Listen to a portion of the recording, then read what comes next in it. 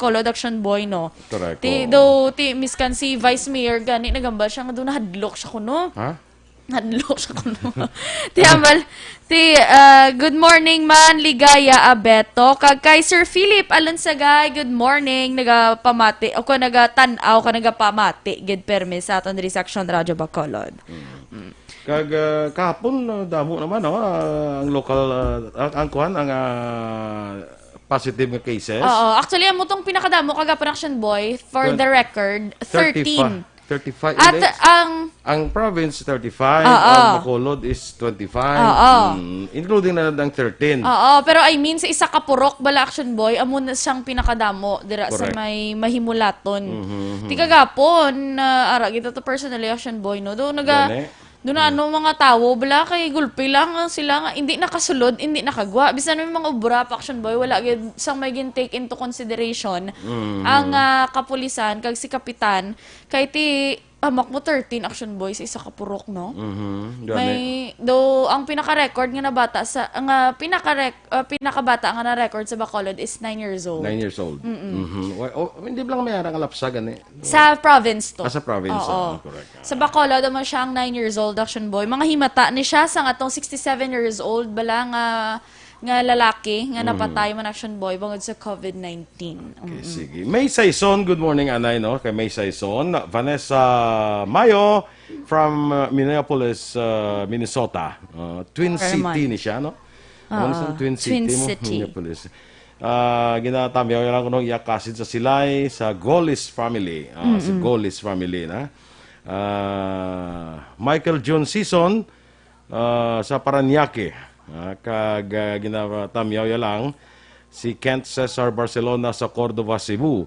Carlos Mahinay, mga agaman, sa kay from Canada, Action From Canada, ho. Cory Vidaha sa Hello, Kuwait. mga suki! Si Cory Vidaha sa Kuwait ya, adlaw-adlaw na ya. Oh, correct. Si Angie Jimeno Holandoni, good morning, keep safe, Action Radio, kono Action Boy. Kay Joe Freystrap, literally, good morning, Action Duran and Action Eden from La Carlota City. Manjo Arnejo, good morning. Kay Jo Marie Elaine, good morning, manag ako Action Boy sa Saudi. Sige, standby na kita sa mga balita lokal.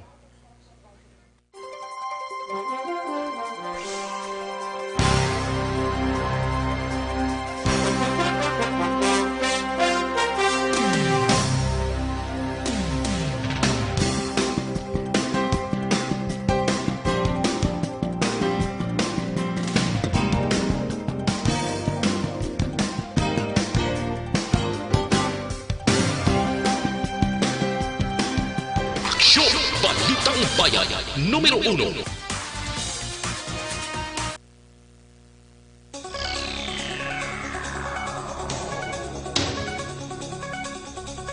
Action Radio Philippine Standard Time, 7 minutos na nakaligad sa track ng Lasais. Detalya na sa mga balita lokal. Patay ang mag-utod matapos ginluthang sa tubang sang opisina nga ginatrabahuan sa isa sa mga biktima sa Lot 3, Block 14 sa Gonzaga Extension, Doña Juliana Subdivision, Barangay Taculing, Siyudad sa Bacolod. Ang mga napatay ginkilala nga sanday Amy Mahilom, 36 anyos, kag Amy Jane Decara, legal sa Pangidaron, kag Lunsay residente sa Purok Kamugwason, Barangay Mansilingan. Ang ginatudlo nga suspetsado ang kilala naman kay Alvin Lanza, legal sa Pangidaron, kag residente sa Barangay Alangilan, Siyudad sa Bacolod. Sunod nga Police Station 6 Commander Captain Elmer Bonilla, papauli na magutod sakay sa Toyota Revo nga salakyan sa nagluntad ang komosyon. Duga pa ni Bonilla, unang gintiro si Dikara nga among nagamaneho sa salakyan, kag sa nagpanaog ang magulang sine amo naman ang gintiro sa ang suspetsado. Ginbuno naman ni Lanza iya kagulingon gamit ang kutsilyo, matapos mahimo ang krimen kag ginbilin sa salakyan ang kalibre 45 nga gingamit sa pagtiro sa magutod. Problema sa relasyon ang inalantaw nga rason sa krimen, kag sa karon si Lanza ang ginabulong sa ospital. Balitiin siya nato ng investigation sa mga kaso nga may shooting incident na kabutiri kag ginapasado alas 5 sa area sa Gonzaga Extension. Kung sa din, ang biktima ni nato namon ni siya ang duha ka magutod. So initially, insugat ni sang babae, no? Si Amy ang iyang utod nga trabaho diri kay pasado na 5 magwa. And then ang ining atong suspect nag-approach na sila, so gamay nga promotion, and then atong mga sister nga kita nakabati ang duha ka lupok Ang bahin sa pahayag ni Police Station 6 Commander Captain Elmer Bonilla. Angot sa mga balita, ginimbitar naman sa kapulisan ang isa ka driver sa kompanya matapos nakitaan sa lugar sang nagluntad ang krimen. Sa interview sa Action Radio Bacolod kay Arnold Aguilar, ginlihog ini sa isa sa mga biktima nga kuhaon ng gamit sini sa opisina, agud ibutang sa salakyan sang hinali na lang nga nakabati sang duha ka lupok. Alegasyon ni Aguilar, naghingagaw inigwa kag nakita na lamang nga naghamyango na si Aimee Mahilom. Dugang pa ni Aguilar, ginatinguan pa niya nga mahakwat ang napatay apang hindi sini madala, rason nga kun nga nagpangayo siya sang bulig sa kapulisan nga nagabantay sa gymnasium malapit sa lugar sang krimen. Ginkompirma ni Aguilar nga nakitaan pa niya nga ginatudlo nga sospetsado nga si Alvin Lanza nga nagdalagan padulong sa likod nga bahin sang ilang nga opisina. Arestado naman ang napakilala nga pastor, pulis kag abogado nga ginaligar nagapatigan sang big time nga investment scam sa siyudad sang Cadiz kag diri sa probinsya sang Negros Occidental. Upod man ang 8 pa kaiban matapos ginpatigunan sang entrapment operation kag ginserbihan sang warrants of arrest. Launa ang takna sang hapon Hulyo 24 sa sulod mismo sang Assemblies of God Family Church. Ang subject sa operasyon ang ginkilala kay Joel Famoso, 52 anyos, ginaligar pastor sa Jesus Praise Family Ministry, temporaryo nga nagapuyo sa Buri Road, Barangay Mandalagan, siyudad sa Bacolod, pero tumandok sang Tacorong City, Sultan Kudarat. Naibuluan nagapakilala si Famoso ng isa ka Police Major General, pastor, attorney, kang nagapakilala man nga Special Envoy sa idalom sang Presidential Communications Operations Office kag Chief Presidential Investigator. Arestado man sa Hazel Sharon Duklayan, Daniel Iligan, Harriet Piamonte, Heidi Visitacion, Ivy Binyas, Juanito Garduse, Ruel Telebrico, kag Arman Casuyon. Sunod kay Police Lieutenant Colonel Robert Mansueto, ang hepe sa pulis ng Cadiz City PNP. Ang impormasyon ang gikan mismo kay NOCPO OIC Police Colonel Romy Palge. Rason nga gilayon gipatagunan ng isa ka joint police operation upod ang Provincial Intelligence Unit sang NOCPO. Agot man sigapon sa mga balita, unang agin patigayanan sang entrapment operation sa diin ng isa ka pulis na nagpakilalang investor nga luyag mang-invest sang 120,000 pesos bilang membership sa baylo sa ila ginapromesa nga dako nga interest sa capital shares sa pag-invest sa Latin properties. Nakuha kay Famoso ang isa ka fragmentation grenade kag pila ka mga IDs. Si Telebrico nakuha naman sa isa ka kalibre 38 nga revolver kag 4 ka bala sini. Nakuha naman kay Kasuyo na isa ka kalibre 38 nga armas luthang kag may 5 ka bala. Ginkuha naman kay Duklayan ang 120,000 pesos nga kwarta nga gingamit sa entrapment operation kag duha ka mga pribado nga salakyan nga ginagamit sa maging pang-aresto. Pagkatapos sa entrapment operation, ginserve ang 3 ka warrants of arrest kay Pastor Joel Famoso sa duha ka kaso nga estafa kag usurpation of authority. Ang siya man preso karon sa custodial facilities ang Cadiz PNP kag nagapanawagan si Mansueto sa kung sino man na nanging biktima sang grupo nga magpadulong sa estasyon sang pulis agod makapasaka sang kaso. Samtang pagkamanduan naman ni NOCPO Officer in Charge Police Colonel Romy Palge, ang Don Salvador Benedicto PNP nga bantayan ang mga bikers kag riders nga nagasaka sa mga banwa. Sunod kay Palge, iya paghiuon ng kapulisan sa pagpatigayon sang checkpoint, pagpadulong sa mga kalan-an, kapihan kag results. Luyag sini nga maaksyonan ang mga reklamo sa publiko batok sa mayni. Una sini, ganreklamo sa pumuluyo ang madasig pagpadalagan sa mga motorsiklo, magahod nga matambutso kag kung kaysa wala pagtuman sang social distancing kag wala man sang mga nagasukso sang face mask. Madamo man sang aksidente nga nagluntad sa mga lugar sa mga nagliligad. Naibaluan may 4 ka bikers sa siyudad Santa Lisay nga nagpositibo matapos nakaupon nila isa ka biker nga naka-close contact sa pasyente sang COVID-19. Nagapangabay naman ang Philippine National Police sa local government units nga magtukod sang ordinansa o kung magpapanahog sa executive order sa pagdakop sa mga motorsiklo nga may angkas apang wala sang barriers. Sunod kay Police Regional Office o kung PRO6 spokesperson Lieutenant Colonel Gilbert Guerrero, hindi sila makapangdakop kung wala sang layi nga ila basehan. Dugang ni Guerrero ang mando sa Interagency Task Force kay Department of the Interior Local Government ang isagid lamang ka health protocol. Apa nag-apelar sa gihapon ng otoridad apesar nga hindi sila makapangdakop, kinahanglan nga sundon gid ang pagbutang sang barrier para sa kaluwasan sang tanan batok sa COVID-19.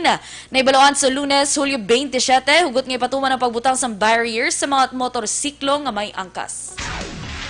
Naglambot na sa 150 ka mga sa dalas ako na mga motorista nga illegal nga nagaangkasanay. Natakpan sang Bacolod Traffic Authority Office kung bitaw sa siyudad sa Bacolod. Sunod kay bitaw Head Police Lieutenant Colonel Luisito Asibuche, exempted ang mag-asawa kay mag-live-in partner base man sa mando sa DILG. Sunod kay Asibuche, dapat may pakita nga marriage contract. Ang mag-asawa nga nag-aangkasanay, agud hindi sila pagdakpon. Barangay certificate naman ang kinahanglan sa mag-live-in partner nga nag-aangkasanay, mapatuod nag-upod sila sa isa lang kabalay. Sunod kay Asibuche, sa baylo nga Hulyo 20 sa Hulyo 26 sila manakop sa mga nagangkasanay nga wala sang barriers base man sa mando sa PNP kag DILG. Duha pa niya si Buche, magasaka pang ila apprehension kung hindi pagsundon sa mga riders ang patakaran sa pag-angkas sa motorsiklo. Sa katapusan nga balita lokal, ginklaro naman ni Barangay Tangub Kapitan Noli Villarosa nga hindi niya intensyon nga magpangayo-ngayo matapos may nakitaan nga donation box sa guwa sang gymnasium sa lugar kundi ginapatigan ang panagtaganay sa ikadunga tranche sa SAP. Sa interview section firing line, ginpahayag ni Villarosa nga nag-ayo sa iya ang himata sang 4 ka napatay sa lugar nga nakabutang sila sa donation box bangod sa kakulang sang kwarta nga ibayad sa palubong. Sunod pa kay Villarosa, antes pa man ang panagtaganay sang SAP, una niya ginathag sa mga nagapila nga nagapila nga ang donation box ang yara sa guwa ginbutang voluntaryo lamang para bulig sa namatyan. Dismayado man matapos ginkuhaan sa litrato kag ginpost sa social media kag napilitan si Villarosa nga ipakuha ang donation box agud mauntat na ang pagbatikos sa iya. Action Radio Philippines Standard Time, las 6:16. Kag sa ato naman mga ka-aksyon, subong nga panahon sang new normal, ang paghalong gid sa aton ikayong lawas ang dapat naton nga prioridad. Back to basic kita mga ka-aksyon sa hand washing kag good personal hygiene ang importante gid subong. So yari na, irekomendar ko sa inyo mga ka-aksyon ang Dr. Alfred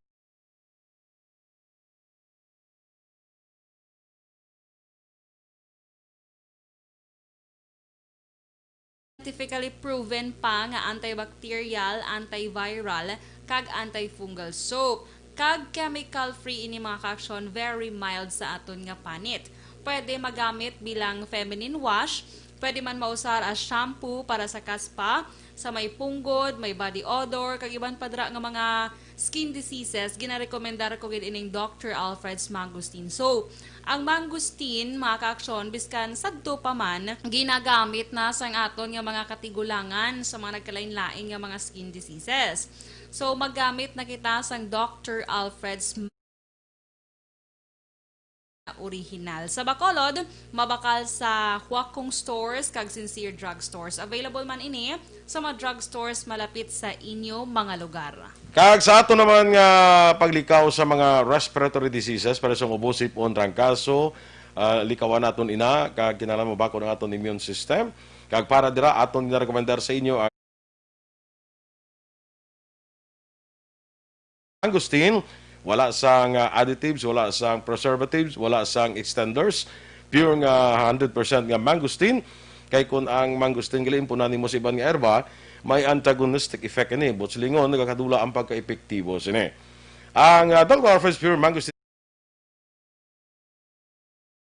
sang vitamin B complex, ang B1 para sa aton nga nerve, ang B6 para sa aton nga baga, pabakod sa aton baga, ang B12 para sa maayong absorption sang sustansya halin sa pagkaon nga aton nga ginakaon. So mag-Dr. Kapsula, ang Dr. Alfred's Pure Mangosteen 18 pesos ang kada tibag, pwede matimpla sa 1 ka litro nga tubig para sa bilog nga pamilya. DOH nagapilar sa publiko nga hindi magamit sang peke nga COVID-19 test results. Samtang Pilipinas mag-intraman sa Gavi COVAX facility, may kangtaran sa COVID-19. Ang detalye sang mga balita nasyonal sa pagbalik sang aksyon, Balitang Bayan numero 1. This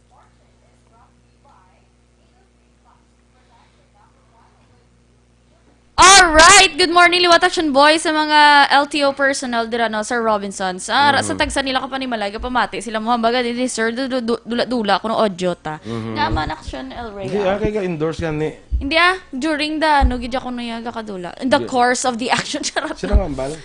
Gakadula, kuno aton listener. Okay. Hindi ko maintindihan. Okay, okay.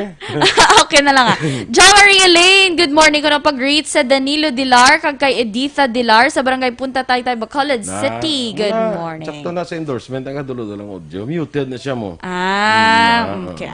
Gemma Pauntalan, morning ma'am, watching from BGC, Taguig, Manila. Hello, good morning. Teacher Agnes Magalang, good morning. Eden Aboso, my student before, now no more. Abe My Abrasal. brightest student before. Wala siya bright. Was a bright. Abe Abrasaldo Cadimas, good morning sa inyo tanan. Melchor Baroca Rumbines, good morning, Tagawad. sir. Michael June Season, happy listening ko na sa classmate niya sa RTNHS, kay Juan Lagunday, kag Ruel Silva sa California, monitor siya ko na sa Paranaque. Grupo ko muna. Grupo mo Si muna. Ruel, oh. Olive Prado Gargaritano, good morning, Action Boy, Action Eden, always watching live from Riyadh, KSA. Thank you. Erwin DB Gonzalez, watching live from Maaw. Oo. Ari na si Dennis Richard Tiboro, Action ang Boy. presidente. Malia, good morning, Action Boy, kag Miss Eden. Ray Jantan Villalon, bugtaw na dako, no? Dorita Fidel, good morning, Action Radyo. Belia Espinosa, good morning, man. Until Gain Joan. Good morning man kuno sa taga Hacienda Alicante. Banwas ang Isabela Action Boy. Bambi Alicante, Paderma. Isabela, sige. Oo. Hacienda Alicante kuno. Hacienda. Kami dumara man sa kwan sa Do barangay na Ibig iya guro. Sa Diba? Ibig na mera man. Helen Westna. Good morning. Action Boy si Mudra. Sige. Good morning sa kay Teresa Linaha Kayaw kag happy birthday sa amon nga batchmate kay Jo Marie Pudadera. Happy birthday sa kwan siya sa Bureau of Fire Protection. Happy birthday. Sa kay Suset Plumeda, Ems Aboso. Good morning. Good. Si Ems, Oh, kita mo good. na. Melinda Miranda, good morning ko no, sa tanan ni pumuluyo sa Sibukao, San Enrique, kag sa Miranda family. Paklibar, Marvin Paklibar, morning. Greet ya lang ang Paklibar family. Kay Baskog tato kuno sa Talakdan. Sa din Talakdan ka man kalan? Buta. Hindi ko sa ulo. Angie Jimeno Halandoni, Joe Literally. Good morning. Ay mo na ginangin basa? Nabasa ko na siya. Hindi ko kakuha kung hindi ka nadampi. Si Joanne Tomaro, Connection Boy. Good morning, sir. Paki-shoutout sa Seneco, Bacolod. Kaya inapa ko nang tawag sa ila. Kuno kayo naglupok ang poste sa Kabugwason. Sa mga basi, may mga listeners na dira from Seneco. Sa akon nga to kaya, Eden Gatilogo. Good morning, Asian Radio Sir Boy and Miss Eden. God bless and keep safe. Salamat. Grace Foss, good morning. Midnight diri sa amon kuno sa ila kuno Action Boy. Sa din. Sa diin siya man. Wala siya nakahambal. Pero happy listening lang kuno sa taga City of Smiles kag sa iya family. Take care kag safe kita always. Thanks. Great weekend. Kay Grace Foss na siya. Vicente Delgado, Lorna Termil, good morning Action Boy, Action Eden. Kay sa kay Tiyay Gloria nga nagapahuhay tapos pangape. Hindi ka pwede nga mga pika na. Hindi ka na pwede mo pahuway tapos mga pika. Amo na siya yung Iya mga pisa tapos pahuway. Oo. Kaya kuya ga pahuway ko anay Tapos mga pe. tapos mga pika dahil. Lina, mo different Lina, people, style. different world. Different age. True. Ruth Celis, sa tanan ko no, good morning, labi na gid sa pamilya niya sa sitio Aloyan, Cadiz City. Annabel Obrido Ciruelo, I think classmate ko man siya.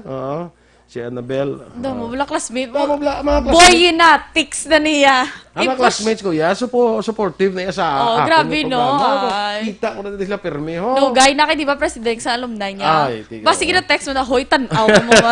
Ako ni Oras, ha? Sa group chat niya, subong. Gamo ka na, guro. wala ko nagadig-intra sa group chat. Oh, Oo. Pero Amo na. harap na sila permi, ha. Kay kabalo sila action Kanday boy. Teresa Linaha kayo, mga classmates ko, kanday Jean Buerom, na. Do puro mo lang classmate, ha? Boy, Natix na ni... Namo ko classmate kay kapila ko nga daan magsulit-sulit sa kuanti kundi damo ka mga classmate. Kalain. Do malaban sa Idinatics kag Dorel Nation now. Kadua ko damo first year, katatlo ko mag second year. Hindi ka na magdamo classmate. Pagdamo no? classmate ka, very friendly. Congeniality. Hindi ka na magdamo classmate. Gani man, no? Grabe, gini sa action boy, ha? Jose Alan Braza, good morning. Ga-monitor ko na sa barangay 35. Thank you so much. Sa 61 ka barangay sa syudad sa Bacolod, kag sa 601 barangays all over Negros Occidental. Good morning, makuno sila ni Jonah Garcia sa iyang mga anak sa Mailom, Bago City. Hello, taga-bago mong yapon, imo mong yapon. Ako yapon kasi manwa. Erwin, Eric, Janik, kag sa family Baladhay dira sa Sitio Lunao. Garcia family, Brigabel family, Largo Junior, dyan sa Cebu City. May lang magmati. Watching from Tandang Rosa. Pwede po Tandang Sora ni siya Di ko na nagtalang, hindi ko na malipat Nga Tandang how? Sora. Nga nagtalang ka. May istorya malawig, pero dugay-dugay lang. Sige. Istorya Tagaan ka na. tara, oras ka na. Standby sa mga balita national. Dr. Ralph.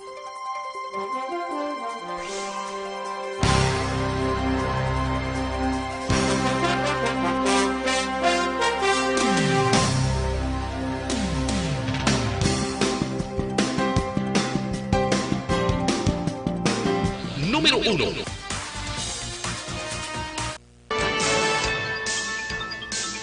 Action Radio Philippines Standard Time, las 6:25, detalye na sa mga balita nasyonal. Nagapilar ang Department of Health sa publiko nga hindi magamit sa peke nga COVID-19 test results. Suno kay Health Undersecretary Maria Rosario Vergere, dapat mahangpan sa mga tao ang ilang mahimo lamang magtugas ang dugang pang at transmission sang masakit. Doa man ni Vergere nga kinanglan mas pabakuron pa sang tanan nga local government unit kay iban pa nga institusyon nga nagagamit sang rapid test ang pag-release ng resulta. Sa itong Huwebes nga adlaw, ginaktuhan sa pulis ang nag-viral nga post nga nadiskubrihan nga ang isa ka print shop sa siyudad sa Caloocan ang nagapeke sa resulta sang antibody rapid test. Ang ngalan kag edad nga ginsulat sa dokumento among gin-report nga gin-ilisan. Ginpahayag naman sa Department of Health nga nag-issue ang ahensya sang clear guidelines angot sa home quarantine sa tanan nga local government units kag iban pa nga ahensya halin pa sadtong bulan sang Abril. Sunod kay Health Undersecretary Maria Rosario Vergere, Abril 11 sa nagpagawa sang guidelines ang DOH angot sa home quarantine kag ining ginsundan pa sang Joint Administrative Order kaupod sa DILG sadtong Abril 15. Doon pa ni Vergere nga ginsaad sa guidelines nga hindi pwede mag-home quarantine kung may wala masunod ang pila ka kondisyon pila ka kondisyon. Ginapaklaro sa mga senador sa Department of Health ang data may angot sa occupancy sa ospital sa panahon sa COVID-19 pandemic. Sa sunod-sunod nga tweet, ginpahayag ni Senator Joel Villanueva nga misleading ang data sa DOH may angot sa bed capacity sa health facility sa bugos nga pungsod sa panahon sa health emergency. Sa post ng senador, ginapakita sa niya nga 780 ka ospital ang sa idalom sa safe level o kung mas manubo sa 30% nga okupado. 284 ka pasilidad ang ipaidalom sa warning level o kung 30 tugtog 70% nga okupado. Kag 237 naman ka ospital ang ipaidalom sa danger level o kung mas sobra sa 70% nga okupado. Suno kay Villanueva, mas maayo nga hindi na ini paggamiton bangod madamo ang magapensar nga kadaman sa ospital agin paidalom sa safe zone. Dunga pa sa senador, wala gina-specify sa graph sang DOH ang lokasyon sa mga ospital nga may available nga bed capacity.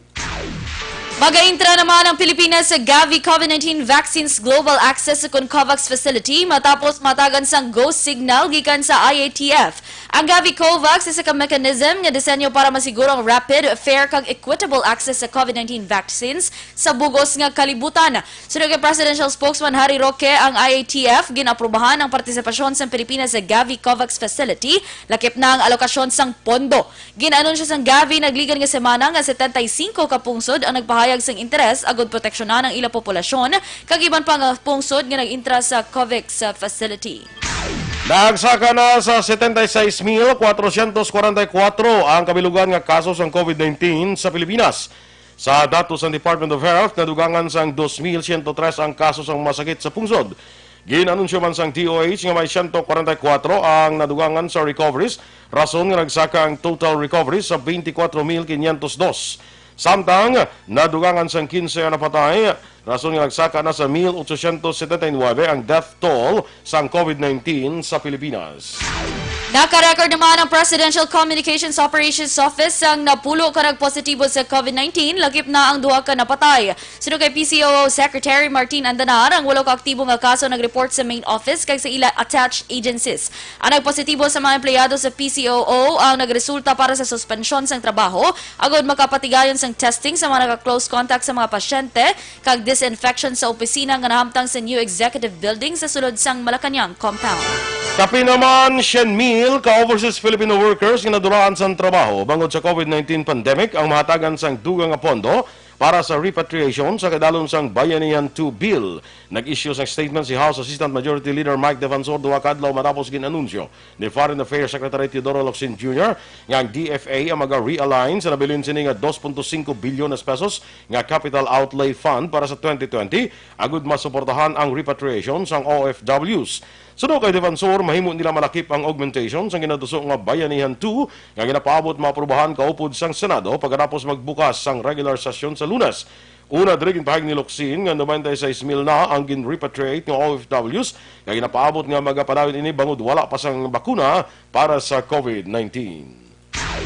Sa katapusan nga balita national, nagawa sa Social Weather Station Survey ug National Mobile Phone Survey result nga mayoriya sa mga Pinoy ang paday nagasunod sa preventive measures batok sa COVID-19. Nakitaan sa SWS survey nga ginpatigan umpi sa Hulyo 3 tubtob 7, 76% sa adult nga Pinoy ang nagpahayag nga masami sila nagasuksok sang face mask kung magwa sa ilang nga balay. 75% naman nagapanghugas sang kamot makapila ka beses sa isa ka adlaw, kag 59% ang nag-observe sang physical distancing o kung isa ka metrong kalayoon sa iban nga tawo kunyara sa gwa sang ila sini nga balay. Ining ginpatigaan pagkatapos ginpahalugan na sang gobyerno ang community quarantine protocol sa madamong nga lugar sa pungsod sa tung Hulyo 1.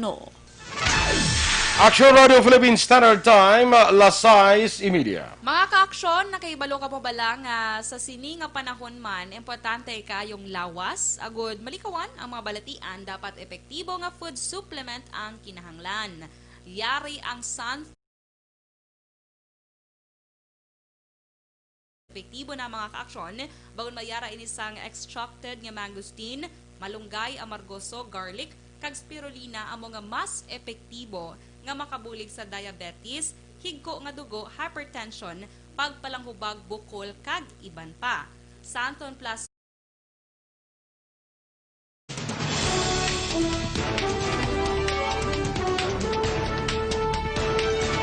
Inyogin mapatiyan ang atong mga balita diri sa Aksyon, Balitang Bayan numero 1. Standby na sa Action Report, second portion.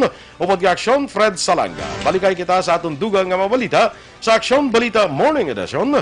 Upod ka po sa inyo News Team. Aksyon Eden Aboso. Kag Action Boy Duran, una sa balita, una sa Aksyon. Sa Bacolod Aksyon Radio.